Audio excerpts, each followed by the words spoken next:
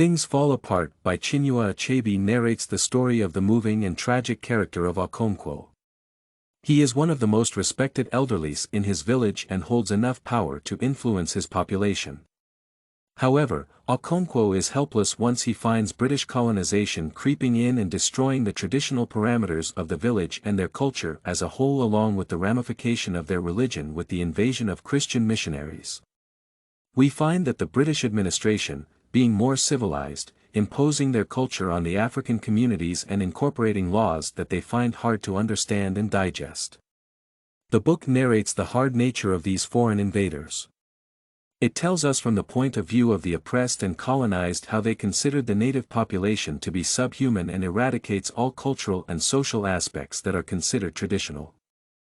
The book makes one aware of the dark side of imperialism that in common perception was viewed as a noble, helpful norm and a white man's burden to civilize the natives. However, all the incidents took place during a period when the protagonist was exiled from his land.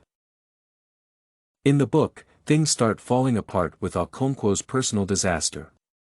Okonkwo was to flee from the clan. It was a crime against the earth goddess to kill a clansman, and a man who committed it must flee from the land. He could return to the clan after 7 years. This absence from this community proved to be the most important aspect of the book, as he lost control over his people for the time being. When he returned, he found that his village has been taken over by British imperialist administrators and Christian missionaries. This was a huge blow for a community that was a complex culture, rich with history and tradition.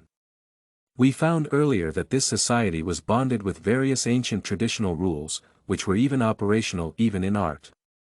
The author mentions, among the Igbo the art of conversation is regarded very highly, and proverbs are the palm oil with which words are eaten.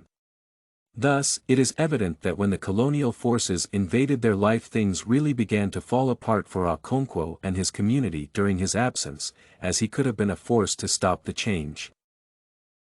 Okonkwo and his community quickly found out that they were no longer the master of their own lands, and missionaries with Christian motifs were systematically eradicating their beliefs.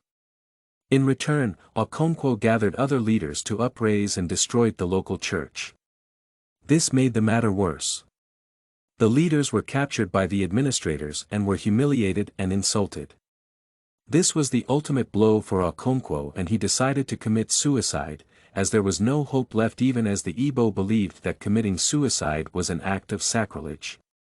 This was the height of things falling apart in Okonkwo's world.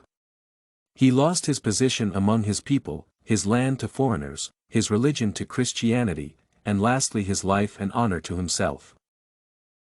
Thus, it is seen that the most important factor in the narrative was the exile of the protagonist. The void that was created was filled by the colonial power and ultimately destroyed the culture of the native population.